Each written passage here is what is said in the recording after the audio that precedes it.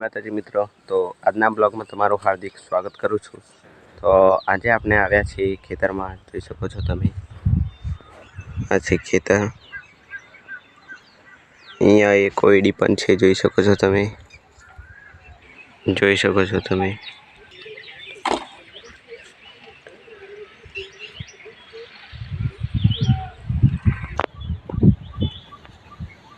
જોઈ શકો છો ગાઈસ તમે। તો ગાઈસ અમારી સાથે એક નાનો છોકરો પણ આવે છે, જોઈ શકો છો તમે।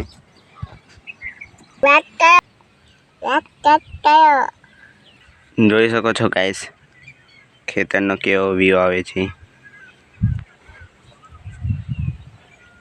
જોઈ શકો છો તમે।